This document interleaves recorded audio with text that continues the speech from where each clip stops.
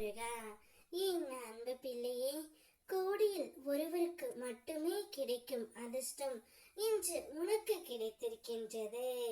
இந்த முருகன் அப்பாவை அப்பாவாக நினைத்தால் நான் சொல்வதை ஒரு முறை கேள் தங்கமே.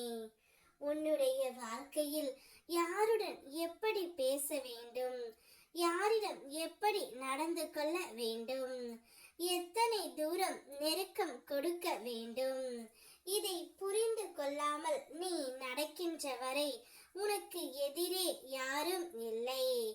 எதிரி நீயே ஆகி விடுகின்றாய் தங்கமே. யாருக்கும் தீங்கின்றி நடக்கலாம், ஆனால் அறிவில்லாமல் நடந்தால் தீங்கு உன்னை வந்து சேரும். அதனால் தான் நான் சொல்கின்றேன், முதலில் உன்னுடைய மனதை தெளிவாக வைத்துக்கொள். யாரை நம்ப வேண்டும், யாரை தூரத்தில் வைக்க வேண்டும் என்பதை அறிந்தவனின் வாழ்க்கை நிலையானது. உன் வார்த்தைகளை எங்கே பயன்படுத்த வேண்டும், எங்கே மௌனம் வைத்துக் கொள்ள வேண்டும் என்பதை தெரிந்தவனின் பாதை பாதுகாப்பானது. இந்த அறிவு உனக்குள் இருக்கின்றது, ஆனால் நீ விழிப்பு நிலையோடு இல்லை தங்கமே. நீ உன்னை உணர்ந்து நடந்த அந்நாளில் இருந்து உலகம் உனக்கு எதிரி அல்ல, உனக்கு துணையாக இருக்கும். நான் இருக்கின்றேன், உனக்கு புத்தியையும் பாதையையும் காட்டி நடத்த.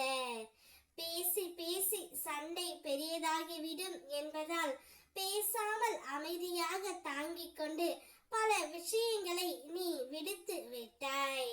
யாராவது உன்னிடம் வம்பிழுக்க தயாராக இருந்தாலும் நீ கோபத்தை அடக்கி அமைதியாக நடந்தாய்.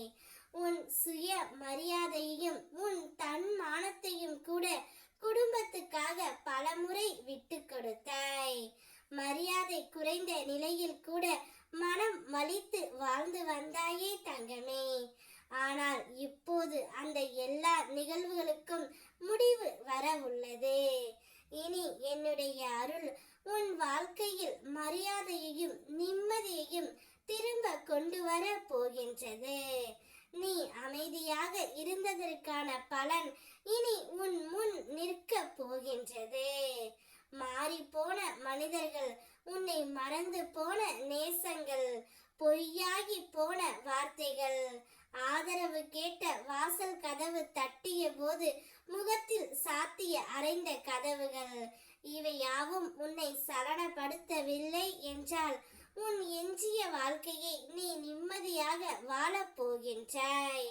இந்த பிரபஞ்சம் அதற்கான வழியை உனக்கு ஏற்படுத்தி விட்டு, உன்னை காப்பதற்காக இந்த கந்தன் வந்து விட்டேன். உன் அப்பன் முருகன் உன்னிடமே இருக்கின்றேன்.